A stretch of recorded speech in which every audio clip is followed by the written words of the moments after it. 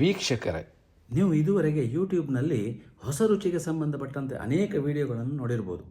ಆದರೆ ನಾನು ಈಗ ಹೇಳುವ ಹೊಸ ರುಚಿ, ಇದರಲ್ಲಿ ಉಪ್ಪು, ಖಾರ, ಹುಳಿ ಯಾವುದೂ ಇಲ್ಲ, ಆದರೆ ಗಬಗಬನೆ ತಿನ್ನುವಂಥ ಒಂದು ಐಟಮ್. ಇದಕ್ಕೆ ಬೇಕಾಗುವ ವಸ್ತುಗಳು: 1/4 kg ಹುರುಳಿ, 1/4 kg ಹೆಸರು, 1/4 kg ಕಡಲೆ, ಬೇರೆ ಧಾನ್ಯಗಳನ್ನು ತೆಗೆದುಕೊಳ್ಳಬಹುದು.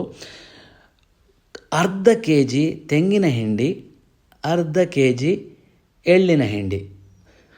ಮೊದಲು ಈ ತೆಂಗಿನ ಹಿಂಡಿ ಮತ್ತು ಎಳ್ಳಿನ ಹಿಂಡಿಯನ್ನು ಒಂದು ಸುಮಾರು 3-4 ಲೀಟರ್ ನೀರಿನಲ್ಲಿ ನೆನೆ ಹಾಕಬೇಕು. ಅದೇ ಹೊತ್ತಿನಲ್ಲಿ ಒಂದು ಕುಕ್ಕರ್ನಲ್ಲಿ ಈ 3 ಧಾನ್ಯಗಳನ್ನು ಒಂದು ಅರ್ಧ ಗಂಟೆ ಬೇಯಿಸಬೇಕು. ಅದು ತಣ್ಣದ ನಂತರ ಅದನ್ನು ಈ ಹಿಂಡಿ ಇರುವ ಪಾತ್ರೆಗೆ ಸುರಿಬೇಕು.